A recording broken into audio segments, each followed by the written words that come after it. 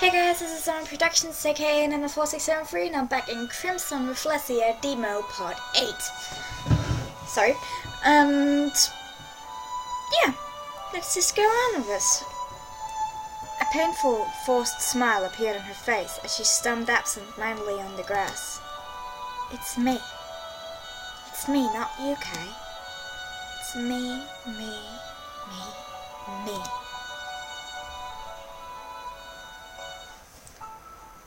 Mr. Voltaire, are you still there? Yeah. What was that? 5 years ago, an accident caused him to lose most of his memories.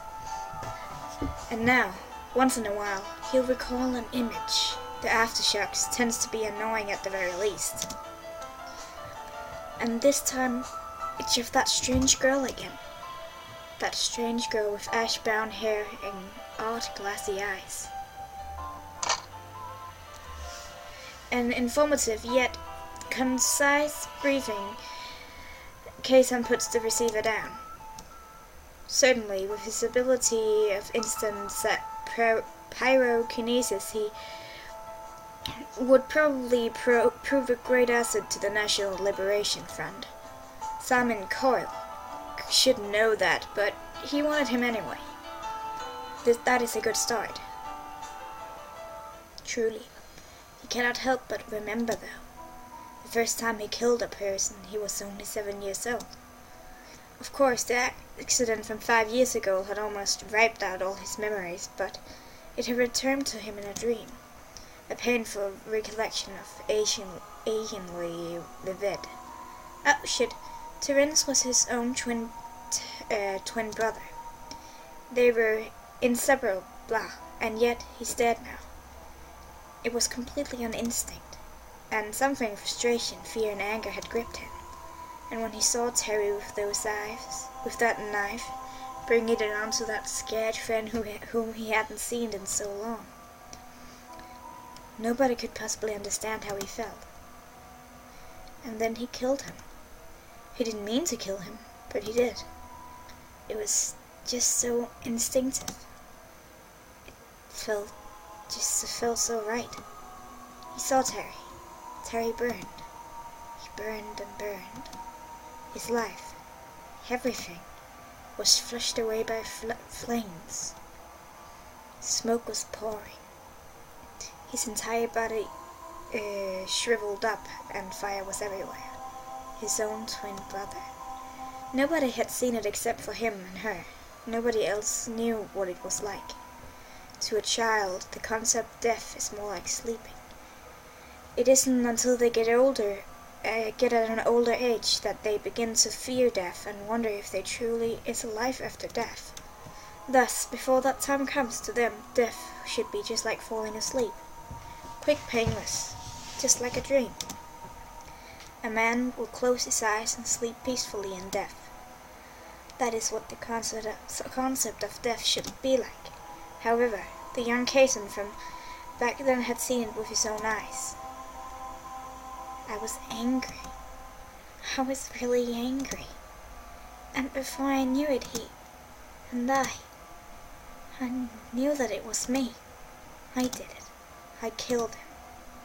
I set him on fire. And I killed him. You saw it too, didn't you? I'm sorry for showing you something like that. Kai. He gripped his arms, trying to stop his shaking. The girl didn't reply. She looked at him, her expression unreadable. He didn't know what thoughts were flowing through her mind at the moment, and he was afraid to know. Afraid of himself.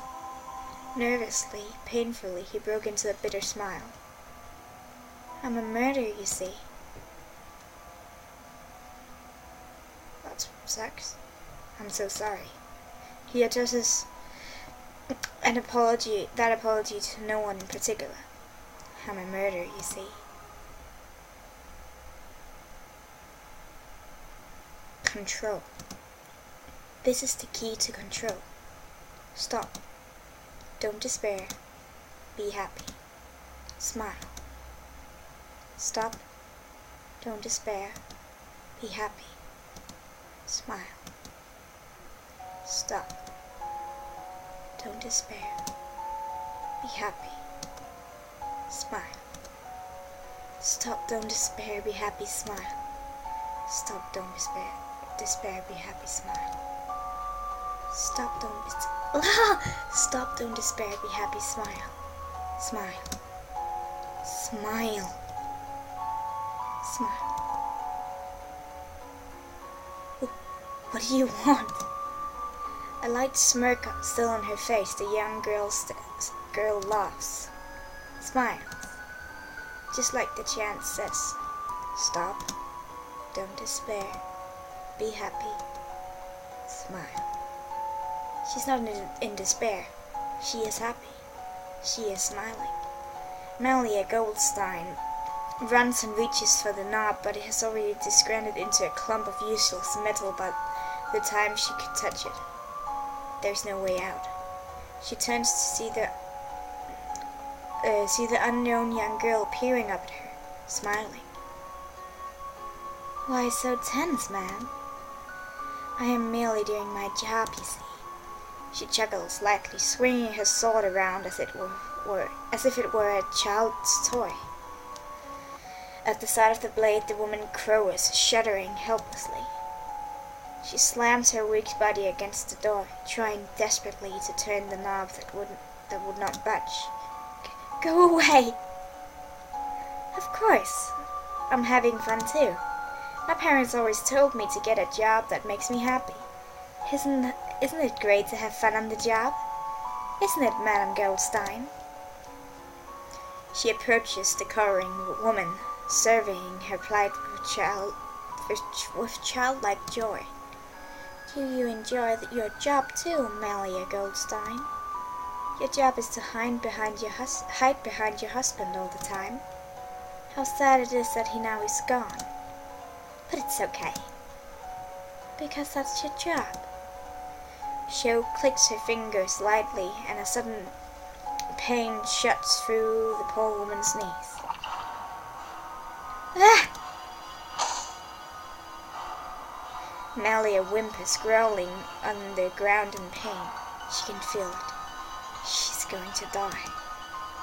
Instinct overcomes her and she begins to scream. Stop! Stop this! Stop this! Please! The demon girl before her side only smirks lightly, tilting her head to the side ever so slightly. What do you want me to stop doing? You're all like this. Why can't you just make yourself clear? The world will be a better place if everyone just does that, right? So, what do you want me to stop? Say it. Don't kill me. Please, don't kill me. That's better.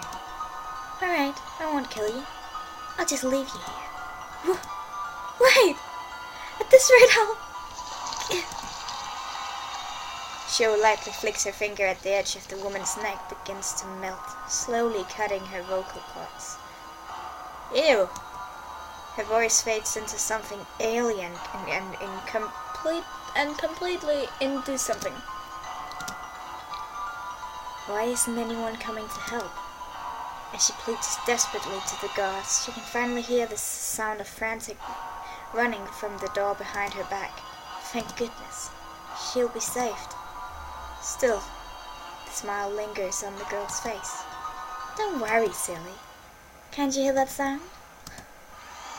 Miss Goldstein, we're coming to get you. Don't worry. A normal person would be delighted to have their friends rescue them. However, right now, the drilling sound is coming from the door right behind her. Please stay away from the door, madam. We're going to drill our way through. She can't even scream for them to stop. She can't even move from where she is. Realization dawns on her. Sho gives a small chuckle. See, I keep my promises. I'm not going to kill you. Well then, see you. Oh, this is terrible. This is terrible. This is awful. I hate Sho. She's a fucking bitch. I'm sorry, my language. I'm sorry. Please forgive me. But oh my god. How are we going to relate to this person? This is even worse than doppelganger. Can we get some happiness soon? And not just despair and blood and people dying all around and maniacs laughing at people's despair. Okay, going on. I don't remember if I just said that. Well then, see you in hell.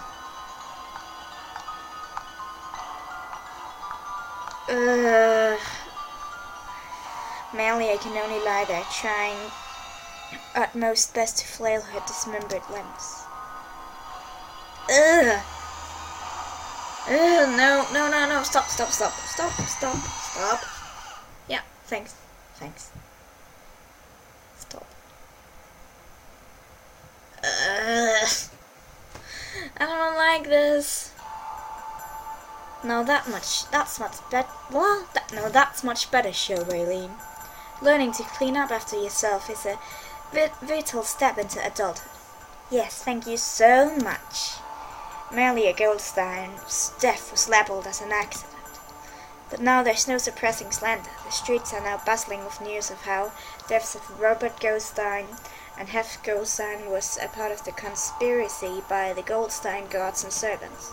The disappearance of Henry Lenore who was the head butler, further something those rumors. Eric himself had sent private detectives to aid the police in taking a few of the servants in for questioning. Simply put, that will make the Wilshire Corporation seem benevolent and kind. Also, at least that was what Eric said.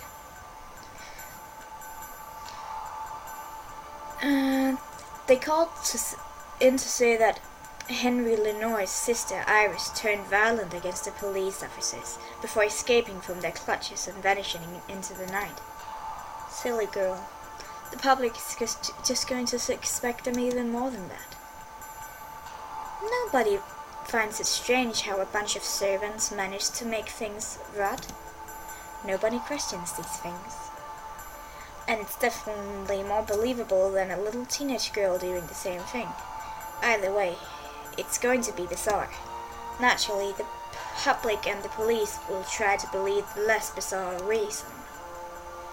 From what I've heard of conspiracy theories, including giant alien maggots, I beg to differ. Now Eric can close this Goldstein and Pearson case. With Raylene at his side, aside from her occasional whims, he can do pretty much everything. Anything. He can kill, he can bluff, and the public will be none the wiser. Of course, there are always underground movements to worry about, but as long as they can be crushed before they turned into a full-fledged revolution, there's nothing much to worry about. It was certainly great to have met a kid like her, who does not hesitate to kill. His father, Gregory Faraday, had pretty much dumped the country onto his lap. With all the mess that his father had made, he had no choice but to continue ruling it with the same iron fist that Gregory had. It is painful, so he tried to get himself to enjoy it. But ultimately, it's a duty, a chore. Something which his father says he must do. It is his job. Ultimately, that's why he hired Raylene. Ultimately, that's why he gave up. The lust for blood, death and destruction, all emitting from the small girl named Raylene, is something he can never compare to and something he can never understand. Speaking of which, why did you do that? All that with Case and Voltaire.